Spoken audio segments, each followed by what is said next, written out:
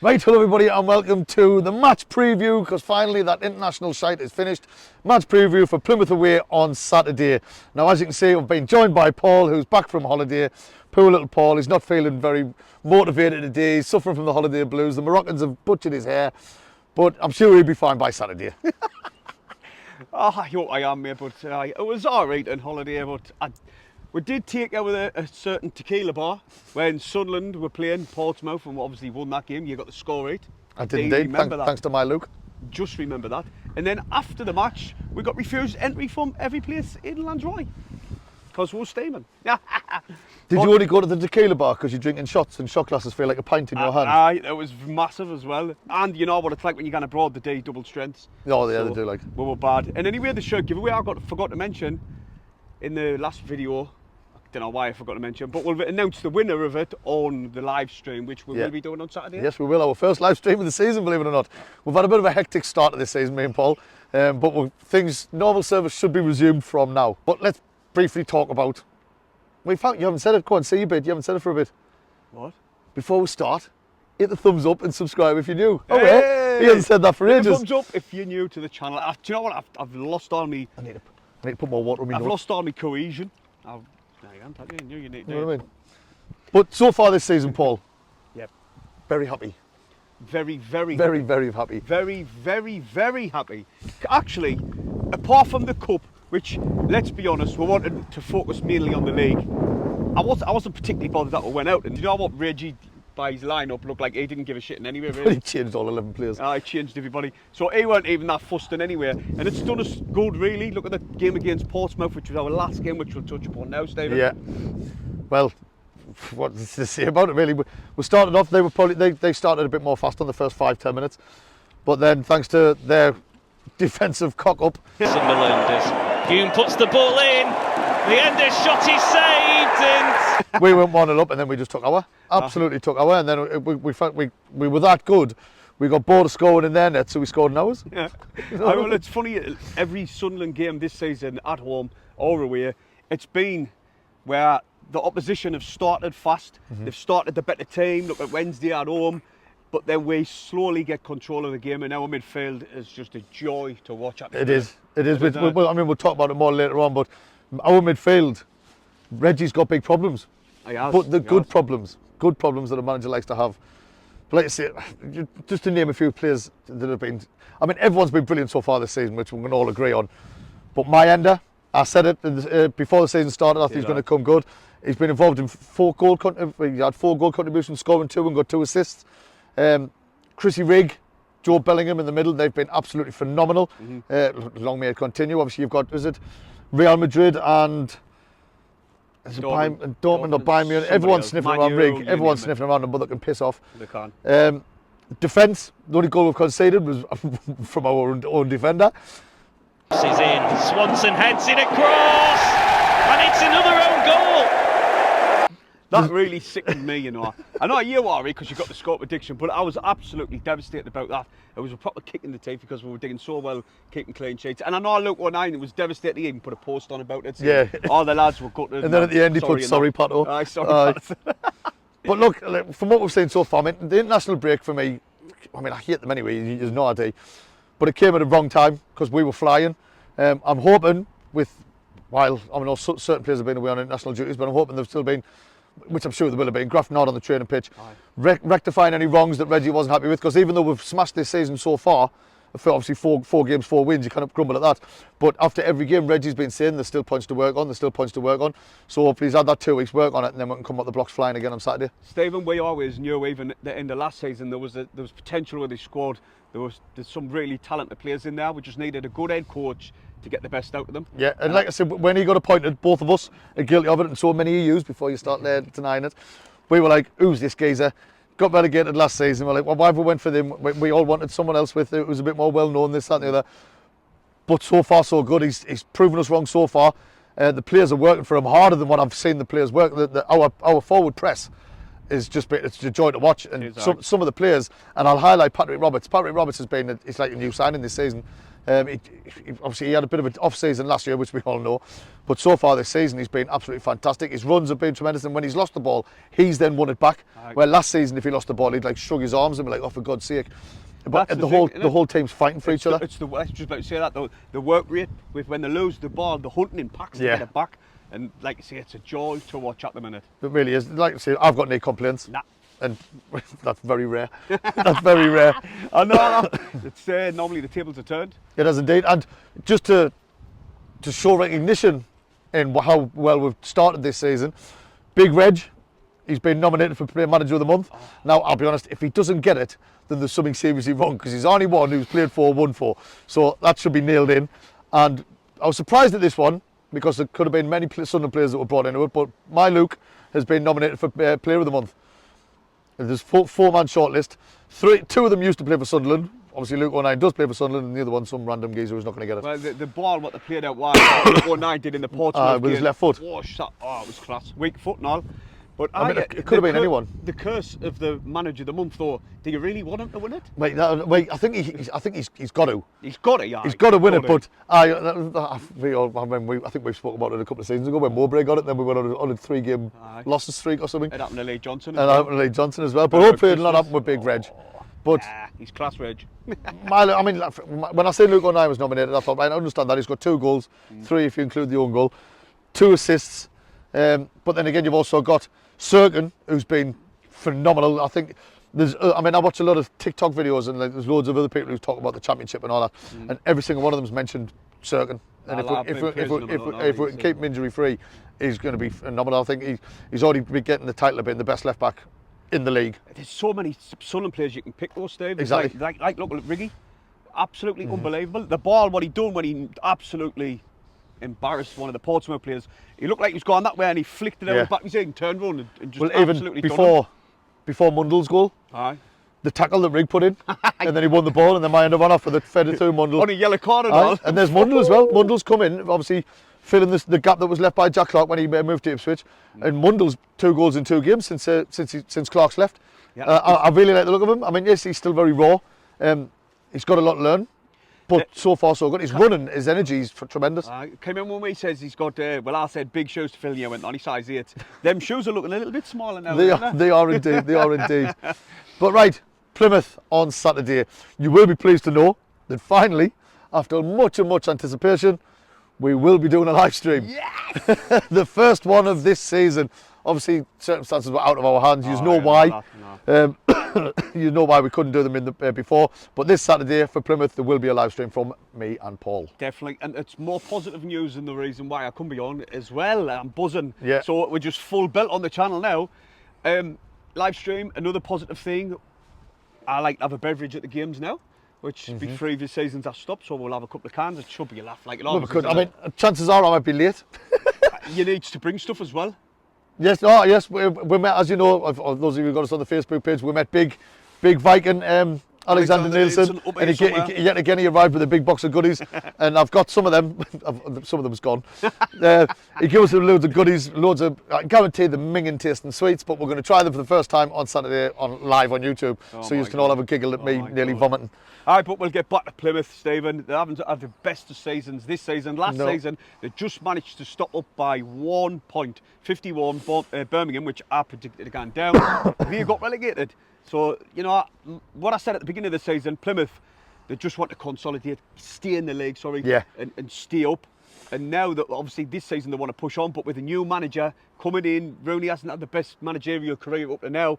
Maybe just staying in the league is what their main priority again. Yeah, well, it probably will be, especially with the start they've had. Right. I mean, but the thing is with Rooney, right? Yes, I know he's a granny shogger. Everyone knows that, right? But I quite like him. I do quite like him. And I want him to succeed as a manager. Of course you do. I just don't want him to start on Saturday. He's one of our best England top goal scorers. Well, of course he is. I mean, you watch him play. I mean, I had the joy of seeing him many times live, and he was absolutely brilliant. Even at it, yeah. And I'd like to see him do well in his managerial career.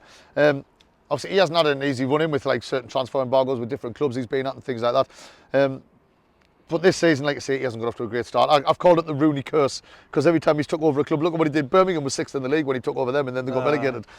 So, you know, he's got a long way to go before he starts proving fans wrong and doing things. They've got some really, really good players at that club, Stephen, and one they've knocked back. I think Burnley second bid for Whittaker. Now we got 19 goals last season in the Championship. We're a struggling Plymouth Argyle side, so we know that. But no, Morgan Whittaker, he scored against us last season. He is a threat, and like I say, Plymouth was struggling all last season, and he still managed 19 goals, like Paul said. And he is a threat, a constant threat. And they've also got Ryan Hardy. He got 12 goals last season as well. So they have got threats going forward. It just hasn't worked for them yet this season. They've only got 2 goals. They've only scored 2 goals so far this season. They've conceded 7. Obviously, they're without a win. They've drew 2 and they've lost 3, losing the last 2 off the bounce. Another player they've got, we had him. He started his career with us. He was a centre midfielder when he was with us, but now he's a born-again fullback, and he's a threat coming forward. Ballymumba, we'll all remember him. Good player. They've got him, and I think you got another player to mention, yes, but I couldn't think of anyone. Adam Randell. I watched the interview with Rooney, and Rooney sees like they were saying, can you pick any one player out to resemble you? And I thought that was a bit shit question. You know what I mean? And he said, was there anyone else who was fat and ginger? he said Adam Randell can play at a higher level. And he says we just need to unlock that potential in that player. So he could be a one we'll have to keep an eye out on. Obviously, if Rooney's singing his praises, I have no doubt he's a good player there. You know definitely. I mean, Rooney was a striker. He was one of the best. He really was. So he knows how to create an attacking team or be part of an attacking team. So we kind of just take their bad start for granted. We're going to have to stick to our game plan the way we've been approaching every game. And we've got to just play our game and keep it simple. Before we go any further, where do you think Plymouth will finish the season? If you had to ballpark, I know it's early doors. It's early doors. The way they've started, you can't help but look bottom 3. But like I say, I hope Rooney comes good. I really do. I haven't got no bad feeling against Plymouth. I really haven't. No, I think they'll stay up, mate. Well, I hope they do. I hope they do. There's other teams that I really dislike that I'd rather go down than Plymouth. I reckon they'll finish 19th. I'd want to put it out there, 19th. I don't like doing predictions this early in the season because it's ridiculous. I just know that Sunderland's going to win the league. We're flying at the minute. Up by Christmas. You listen, like we've said numerous times on this channel, and we'll keep pushing it. Not every game's the same, and every game in the Championship is a hard game. Yeah. It's a hard league, so I'm not going to attack these lightly, even though you're absolutely flying at the minute. We're playing some class, attractive football. So, I can't say just being a walk in the park. When no game's a walk in the park in the Championship, we know that. I mean, if you look at past seasons where like last season, for example, we beat Leeds and we beat West Brom in the same week, and then I think we got beat off the team that was bottom of the league. You know what I mean? It's like you can't take any game for granted. And I don't think Big Reg has, because like say, even though we've been doing some class performances, we've been getting some very good results. He still hasn't been getting over the moon. No. After the games, he's like, well, this wasn't good enough. This wasn't good enough. I'm like, well, go on, Reggie. That's what you want, isn't it? Oh, of course it is. You want the manager to keep pushing them, to not let them slack off, because you know what happens in this league. You'll get punished off a team. Definitely. And I had a dream last night. All right, Martin Luther King. We lost 1 out. I'm blaming the holiday and all the drink I drunk, but we had a dream and we lost 1-0. But that's not going to be my prediction. And I absolutely love his prediction, by the way. But you'll have to wait later on in the video for that. But we may as well move on to Sunderland, Stephen. Yes, we'll move on to Sunderland. A lot of people, I've spoken to a lot of people over the last couple of weeks when I bumped into them and things like that, and they're all thinking like, any changes. And people are saying that the way we played against Portsmouth, you can't really make any changes. Obviously, Dan Neil was suspended for that game. Elise is injured. Ballard came in for that, and obviously Brown came in for Dan Neil. But I do think there's going to be a change. You do? I do. And it's not because of performance-wise. Right. I believe he's going to put Dan Neil straight back in, and I think he's going to have Brown on the bench, only because Brown's been away on international duty, and he came on in the last game, and the first game for Republic of Ireland, and he played. He started the game yesterday or the day before. So I believe because he's been away on international duty, I think he's going to put him on the bench and start Neil in the centre with Job. But other than that, I think the team will stay the same. Do you know what? I'm going to agree with you, because of that exact reason. But the thing is, I wouldn't. If you started Brown, I'd be over the moon, because he's class. It's like I said at the start of the video. It's a good headache to have when you've got players with that ability to come in. You know what I mean? And now, are you going to get some of our new signings maybe on the bench, maybe get a few minutes? I know Paveda played last night against Bilbao. Rusin played against Bilbao. Yep. Tommy Watson scored a cracking goal, Jack Clark-esque goal. Sorry, we need to get over that. He scored a Romain Mundell-esque goal for the under-21s last night. So, and like there's other players that have got that. I I can't pronounce the names, I can't remember them. SAS, the SAS bloke. Ahmad Sulmi or something, or whatever he's called. And we've also got that Radecki or whatever he's called. That new striker where we got as well, I think he was... I've never even seen a picture of him yet. Well, that's what I was just about to say. Everyone's like, where is he? What's he doing? What's going on? Does he actually exist? He was at the game. Oh, well, there you go. He was at the game and he posted on his Instagram and everyone was like, Jesus, the forgotten man. No, the missing man or whatever. Yeah. It does exist, apparently. It does exist. Oh, well, that's good to, but touching back on that game, Stephen, Tom Watson had an absolute unbelievable game. Now, I think he's warranted a chance, at least on the bench, to come on late on in the game.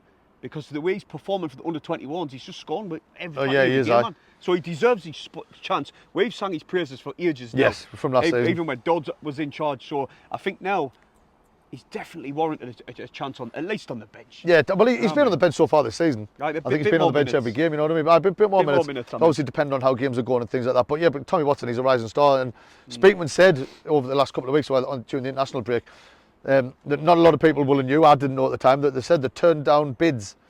They turned down loads of bids for 7 or 8 of our players over the summer, which backs up when I spoke to him at the end of last season, and he said, look, we don't need to sell. And he hasn't. We've only sold Jack, really. I mean, and there's a couple of other players left, but like the main ones. And he hasn't. He said there were 7 or 8 players where clubs have come in and bid for, and we know Tommy Watson was Brighton, one of them. We've knocked back bids for them, and there's been other players as well. So they're keeping who they want. They're keeping the young rising talent. And the people that's on the pitch at the minute, you kind of felt them, and then we've got people on the sidelines that are dying to get a chance. And because of how well we're playing, it's hard for them. It's hard for them to get in, but when they do, they should be proper up for it and motivated to come and try and show what they can do, and then just give Reggie an even bigger headache. Yeah, that's the thing. It's all about how the team is performing, and if they're keeping, if it's hard for Reggie to make changes in the game, then if we're like 2 or 3 up, then maybe they can come on and get minutes there. But listen, I still think squad rotation will come in sooner or later in the season. It's a long season. Oh, but he's already said it will. He's already said the midfield's going to change loads throughout the season, which is good because last season, how many times did we see players were getting burnt out? So that's good, and you need that. It's squad depth. Everyone bangs on about it, and it looks as though we've got it in most of our positions. We're still lacking maybe at right back. Well, that's funny now. You should say that. Chris, how do you say his name? Metham. I think. No, I didn't say Metham. Sounds like Mepham. I don't know. I didn't want to say Metham. That well centre like off. Charlie. That well centre off. Aye. And anyway, he was playing for his country. Yeah, he played for Wales. And he's back at the stadium today in training now. Yeah, in the I academy. don't know if he's training by himself or not, but it looked like it now in the gym. So there's another option for Reggie as well. He looks a decent player and all. Oh, he is. He's a hell of a signing, him. Hell of a signing. So it's like you say, Stephen, there's a load of headaches for Reggie to have all over the pitch. There is indeed. But like I was going back to what you said, keep the same 11. I really would. But like you say, apart from the Brown change. Me personally, I'd keep the same 11, but I'm preempting it. I wouldn't be surprised to see Neil in and Brown on the bench. Saturday's game then, Paul. Score prediction. I'll let you go first. I want to go first because they'll be in for a surprise when they say yours. But listen, the way teams are starting against us, they always start on the front foot.